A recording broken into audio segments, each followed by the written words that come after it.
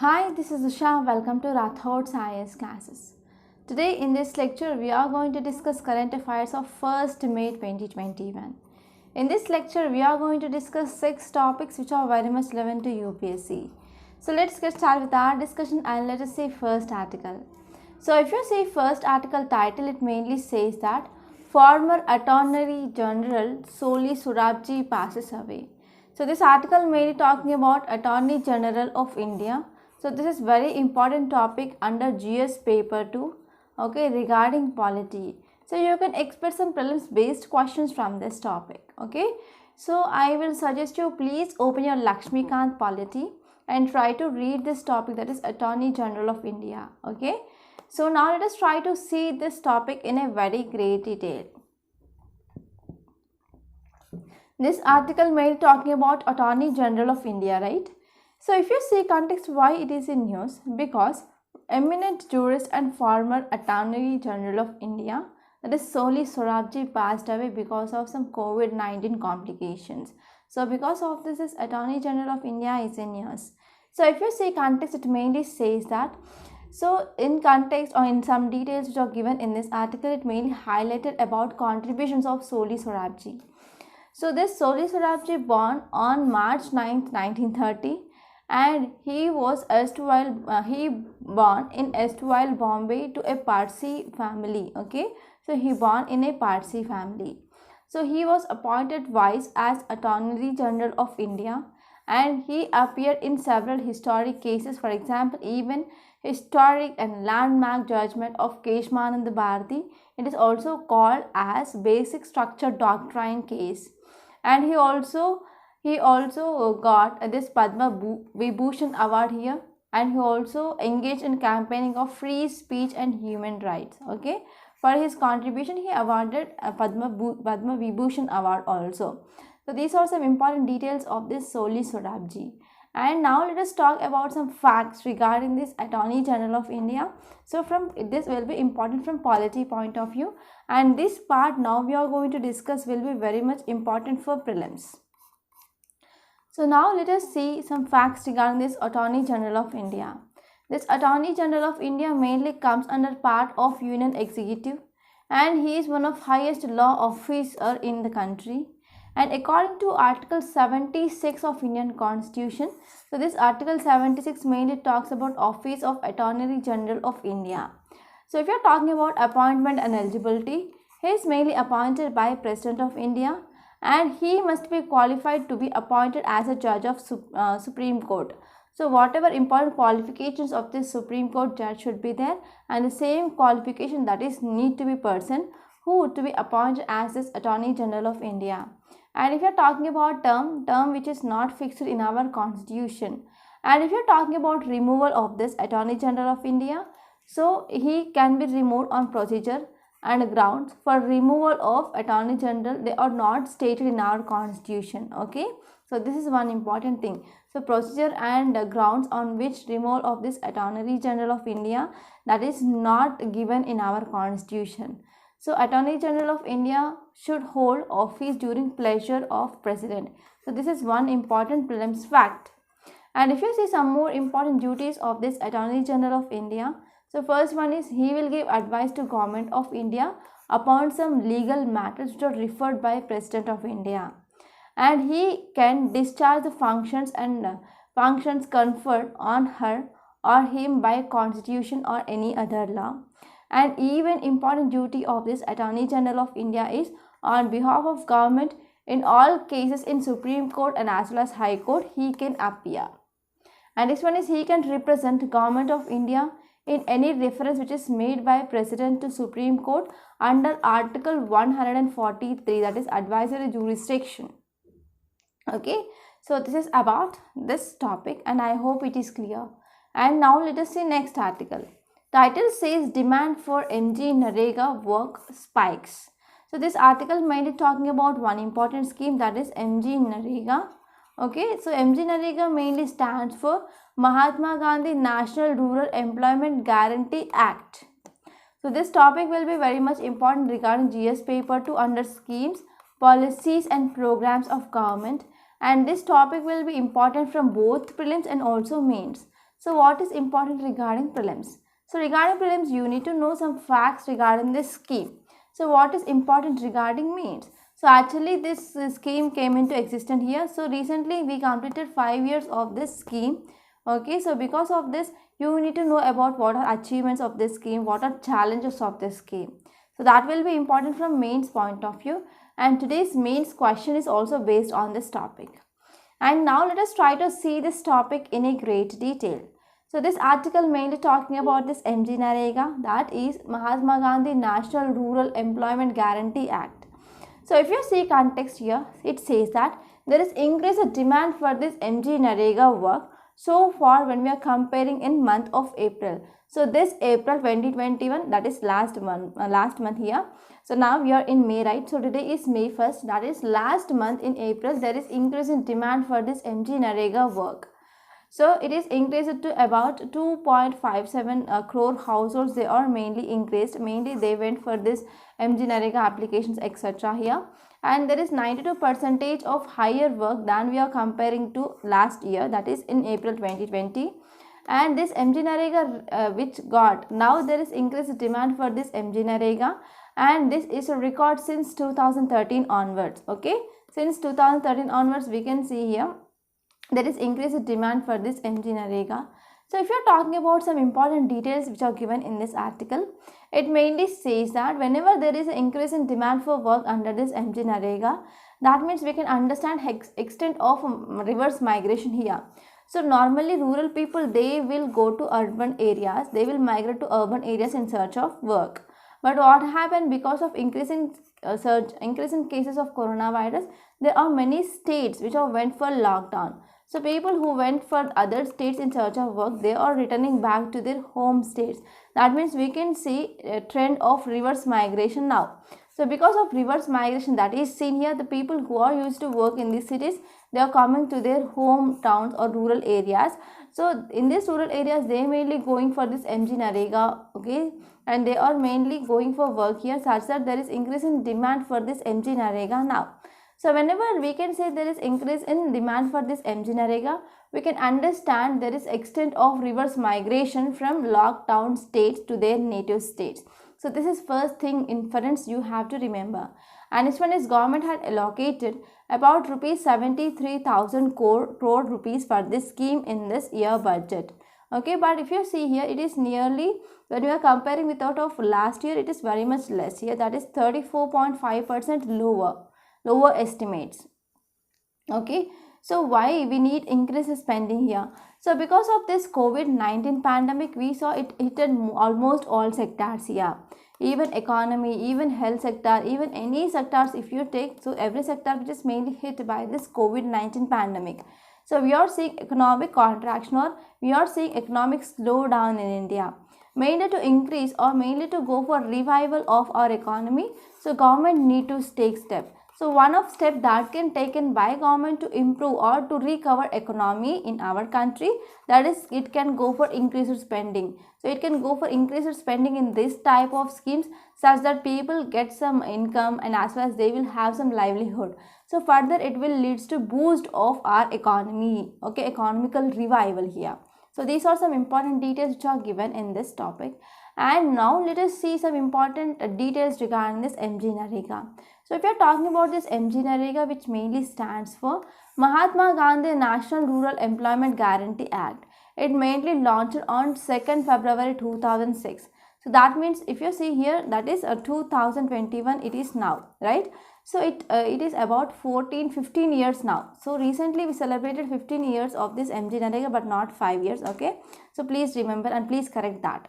So this scheme mainly launched on 2nd February 2006, and this scheme launched based on Act. So that Act is MG Narega Act. Okay, so this Act mainly passed on 23rd August 2005. Okay, in 2005 we came up with this Act and we launched this scheme in 2016, and for 2021 it is about 50 years. Okay, earlier this scheme also there, but earlier this scheme is called with another name, that is called as National Rural Employment Guarantee Act. So if you are talking about key stakeholders which are included in this scheme, the first one here is wage seekers. That means people who are going as a laborers to work under this scheme. And next one is Gram Sabha plays an important role, and 3 tier Panchayat Raj institutions will also play an important role. And next one is program officer at block level and as well as district program coordinator, state government and Ministry of Rural Development and civil society and other stakeholders are included in this scheme. And if you are talking about some key features of this scheme, so first and foremost here is it is one of largest work guarantee programs in world that we see in India. And next one is it is a demand driven scheme. That means so here people whenever they are coming and they are registered under this MG Narega scheme, okay, at rural levels, at rural areas. So here the rule of government it is need to provide work within 15 days. So within this 15 days government which is not providing work for these people who enrolled into this MG Narega, then government need to pay some employment allowances also here. So this is one important thing you should remember. It is a demand driven scheme. An important objective of this scheme it is to provide some guarantee work of 100 days of employment in every financial year to adult members of any rural household, okay, who are willing to do some public related work, okay, that is mainly unskilled work, unskilled labor work. And if you are talking about one more important key feature, so it is mainly focusing on strengthening the process of decentralization by giving a significant role for Panchayat Raj institutions in these rural areas. So these are some important key features of this scheme. And now let's talk about what are challenges. So first and foremost here is there is inadequate financing. So there is increased demand here from last year because of imposition of lockdown and after entering of this coronavirus into our lives. So here that led to increase in work in these rural areas because of trend of reverse migration. But here to provide work to all people, there is inadequate financing. And next one is there is delay in payment of wages, okay. So there is some delay in payment of wages and there is some ineffective role which is played by Panchayat Raj institutions that is seen. And next one is there are some large number of incomplete works that are seen in rural areas. And next one is fabrication of job cards, that means in duplicate cards so and so, that mainly seen in this MG Narega scheme. So these are some important challenges. And now let us see today's mains question. MG Narega remains crucial for integrated resource management and livelihood generation perspective. Comment. So this question mainly demanding on how this MG Narega remains a crucial for integrated resource management, okay, resource management at rural level and how it provides some livelihood at rural levels. So you have to comment on this statement, okay. So this is about the today's mains question. Try to write answer within 150 words. And now let us see next article. Title says medical equipment flown in from US, UK, Romania and Ireland here, okay. So this article mainly talking about foreign assistance to India to fight against this second wave of coronavirus. So if you are talking about the second wave of this coronavirus, it is very dangerous because it is daily we are seeing more than 4 lakh cases are recorded, okay.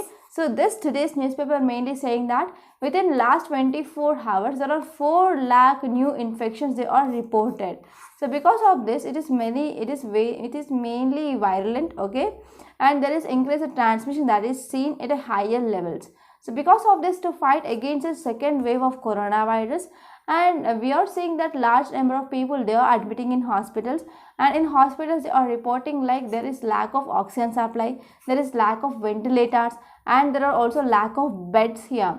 So because of this there are many people who are losing their lives. So because of this now there is some foreign assistance which is coming from other countries like US, UK, Romania and Ireland to India. So this article will be important regarding GS paper 2 under international relations, okay. So now let us try to see map of Romania where it is exactly present, okay. So if you see here we can see Romania, and this Romania mainly sharing boundary with Moldova, and here we have Hungary, and here we have Serbia and Bulgaria. So these are countries which are sharing boundary here. So here we have Romania and here we have Moldova, and here Ukraine is also sharing boundary, and here we have Hungary, here we have Serbia and Bulgaria. So these are countries which are sharing boundary with Romania. Romania is one of important country under European Union, okay. And next one is UK. So here UK mainly contains different countries. For example, here we have Scotland, here Wales is present, here England is present, and Northern Ireland. Okay, Northern Ireland, Scotland, England, Wales, which mainly comes under part of UK. UK is also providing some assistance to India here. So this is about some map based questions. Okay, you have to see map for sure. So now let us see some important details which are given in this article. So this article mainly says about foreign assistance. So if you are talking about context, US, Romania, Ireland and UK, they flew in a large quantity of oxygen related items and also even medicines to deal with the second wave of this global pandemic, that is coronavirus in India. So if you are talking about details of this article from US, we got 2 aircrafts are landed in India, and these aircrafts are bringing a large quantity of essential supplies. So if you are talking about first flight, it brought about 423 oxygen cylinders and 210 pulse oximeters and 84,000 N96 face masks, and next one is 1,84,000 rapid diagnostic tests to test for this coronavirus. Okay, so this is about first flight. And if you are talking about second flight, about 17 large oxygen cylinders are present, and as well as 7 lakh about rapid diagnostic test kits, they are sent to India here. Okay, so it is about foreign assistance to fight against this coronavirus. And if you are talking about UK, so from UK we got 280 oxygen concentrators. So these oxygen concentrators are like some suitcase like things. Okay, so they will take atmospheric oxygen and they will have some sieves here. So to this sieve it will only allow oxygen here. So we can also adjust even how much amount of oxygen that is required. Okay, that is how much percentage, that is either 30% or 90%, or so we can go for generation of about 98% of oxygen from these oxygen concentrators. So about 280 oxygen concentrators they are sent from UK, and about 40 ventilators. And if you are talking about Ireland, from Ireland we got 700 units of oxygen concentrators and 365 ventilators. And from Romania we got 20 high flow humidity oxygen. Okay, and we also got 80 oxygen concentrators and other medical supplies as part of India European Union effort for India. And also we got some oxygen from this Romania. So these are some important foreign assistance from Romania.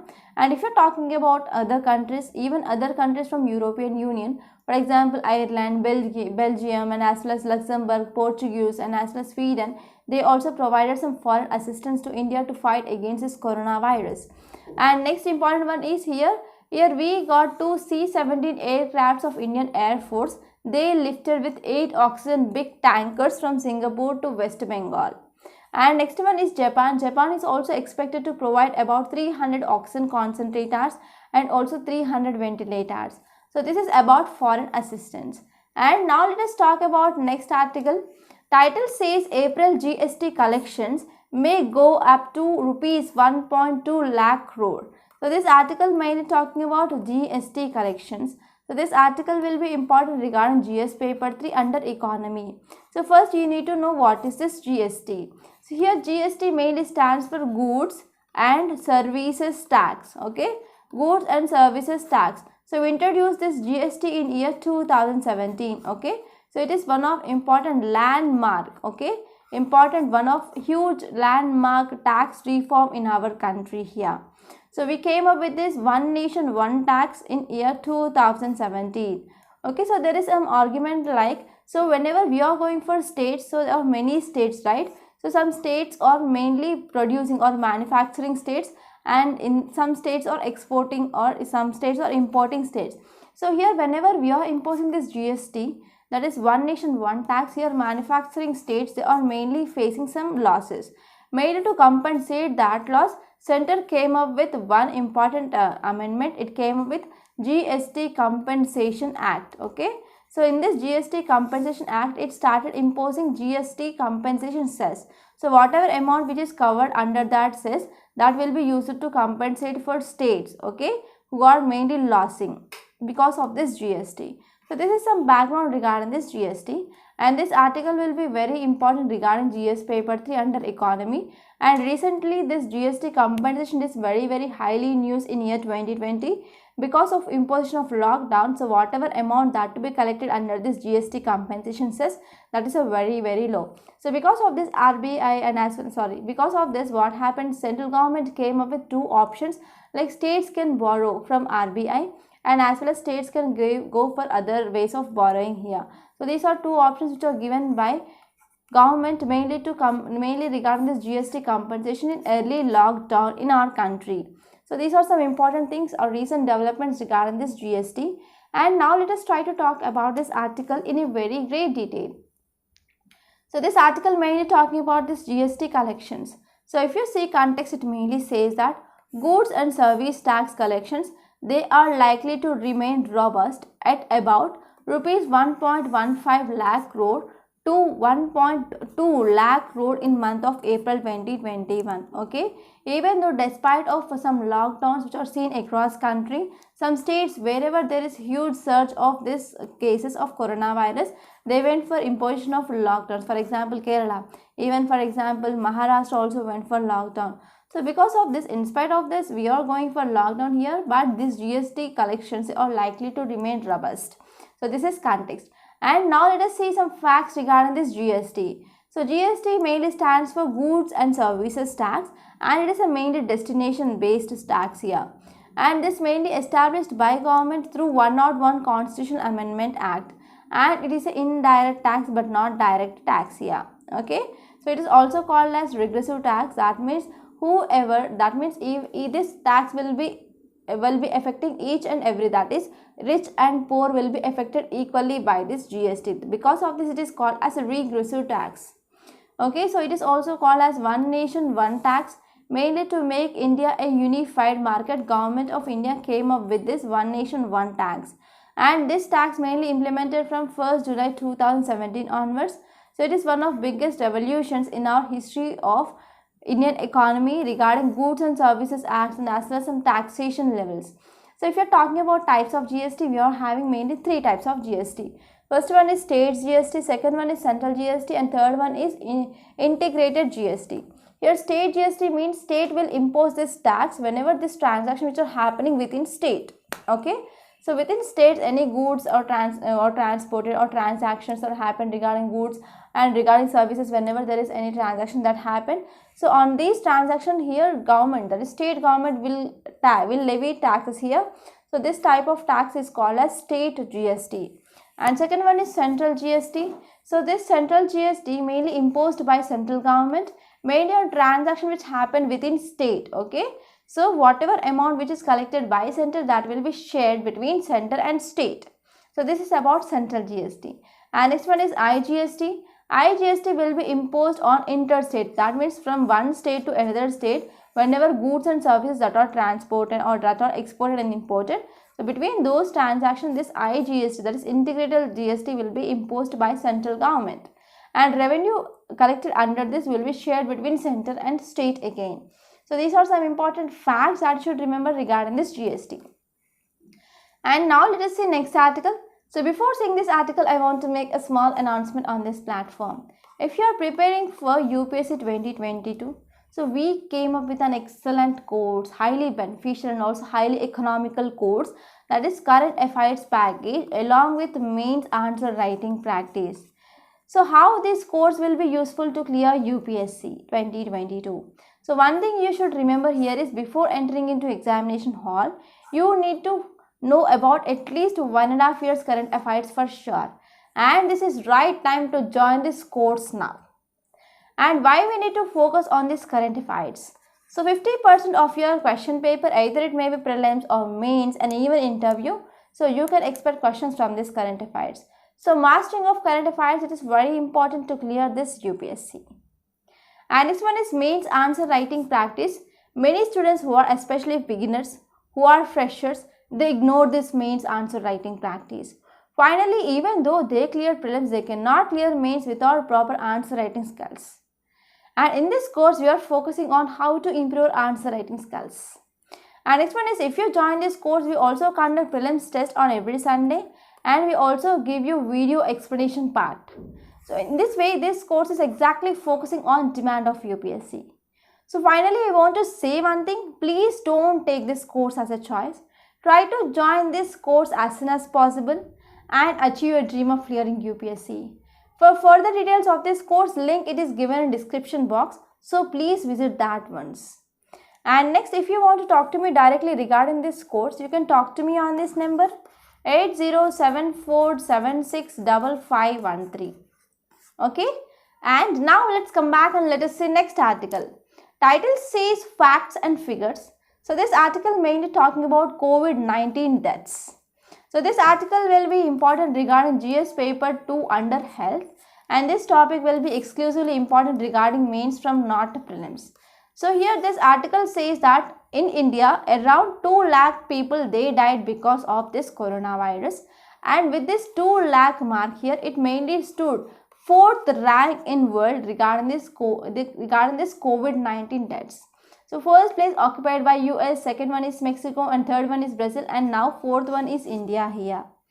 So this is about data here. So here this 2 lakh cases, it is good here because the mortality rate it is here 1.14% in India.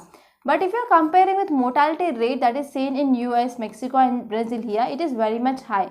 For 1 million cases, we can see some deaths of about 1600 to 1800 deaths in US, Mexico and Japan. But in India, for 1 million cases, we are seeing about just 150 deaths here. So because of this, when we are comparing with these three countries like US, Mexico and Brazil, so death rate which is less in India when we are comparing with these three countries. But this article says that there are some flaws in counting of this death rate. So we are going to discuss that in a very great detail now. So this article mainly talking about this COVID-19 deaths. In this second wave of coronavirus, today's paper said that there are more than 4 lakh new cases are reported within 24 hours. Okay. So here death toll, that is overall deaths people who died because of this coronavirus, marks about 2 lakh cases till now. And this is official data here. So according to this official data, it placed India 4th after US, Mexico and Brazil here. So in this US, Mexico and Brazil, we saw there is higher death toll here in these three countries. So if you are talking about death rate from 1 million people, about 1600 to 1800 people they died. So whenever this 1 million people who are infected with this coronavirus, so 1600 people to 1800 people they died in these three countries. So if you are talking about India, per million infected people, only 150 people they died because of this coronavirus. So because of this low count, that means we can see that this count it is very impressive. Okay, that India had done better job in protecting people than compared to that of these three countries here. But a spectrum of independent experts, they have pointed out that there are problems in some system of death reporting in India. Okay, there is systemic flaws in death reporting in India that is seen here. So because of this, we can say that some low count that is seen in India compared to that of these three countries. So if you see some data which is given in this article, it mainly says that Gujarat Health Bulletin, it said that there are about 78 official deaths in Gujarat. But if you're talking about bodies, they are cremated or buried following this 22 COVID-19 protocols, they include about 689 deaths. So it mainly there are more than 610 deaths are not reported. Okay. And if you see last year in Tamil Nadu, Delhi and as well as even West Bengal, they didn't go for counting of deaths in those who had comorbidities as this COVID-19 deaths here. And if you see 2 deaths out of 3 in India, they occur at home. Because of that, they are not reported. And 14% of deaths, they are not registered till now. So because of this now count, it is very low in India. Okay, so because of the second wave, so we are seeing many visuals of bodies and people on threshold of death because of some lack of basic medical facilities like ventilators, beds and even oxygen that is seen in many of hospitals here. Okay, so it makes very harder for government to convince people that COVID-19 is better controlled in India than anywhere else. Okay, so if you see here, if you're talking about vaccination, So less than 4% of Indians who are above 60 years of age, they have been fully vaccinated, and these people are more vulnerable to this COVID-19. And if you see, less than 4% of people, they mainly contributes about 15 crore vaccine doses they had been administered so far for this people who are having more than age of 60 years. So in this way, what this article mainly say, so what is way forward, what is need here? So this article mainly says that we need to redouble its effects, and it is being honest and transparent with its members. However, the numbers which are unpalatable, we need to come up with some transparent numbers such that we can increase trust of people on the government. So this is the gist of this topic. I hope it is clear. And now let us see next article. Title says the rising sun in India and Japan relations. So as we know, new prime minister in Japan, okay, right? So new prime minister, it is Suga. So after Suga got its prime ministership here, so what might be the changes in relationship between Japan and US, Japan and India, Japan and Russia, Japan and China, which mainly discussed in this article. So whenever you are talking this type of relations in newspaper, that will be very much important from mains point of view, okay, which mainly comes in international relations under GS paper 2. So now let us try to discuss this article in a great detail. So recently here meeting that held between Prime Minister Suga of Japan and as well as US. Okay, so this article mainly talked about what are important developments and important things which they discussed in their meeting recently.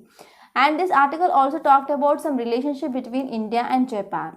So now let us try to understand this article in a great detail. So this article mainly talking about India-Japan relations, right? So if you're talking about context here, recently Prime Minister of Japan, that is Suga, visit to US. So he visited US mainly to set agenda for wider Indo-Pacific engagement and as well as to involving in priorities, to evolve priorities and as well as to come up with some wider agenda regarding this Indo-Pacific. Recently here Prime Minister of Japan, he visited US. So if you're talking about a relationship between US and Japan here, so recently they talked about joint security partnership, and they said that there is a need to address this Chinese recent belligerence, that is we can say there is recent Chinese expansion in territorial disputes, and as well as recently Chinese which started reclaiming many areas in southern and as well as East China Sea region. Okay, so in this context both the side, that is from US side and as well as from Japan side, they affirmed centrality in their treaty alliance.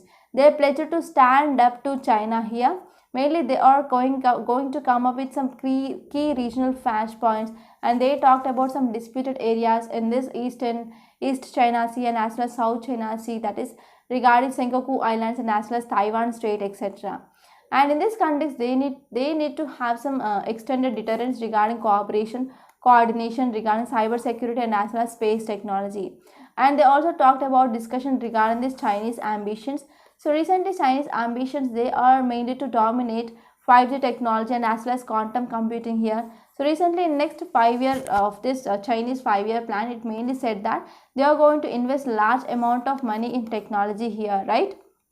Okay, so this is about first important thing. And next one is, if you're talking about US and Japan, they now promise to collaborate on setting some global digital standards, and they will continue Trump era policy on pressure on China, and as well as they are committed to building some efforts regarding some developing countries, that is third world countries, and this meeting also earmarked billions in funding for deployment of secure regarding this 5G technologies.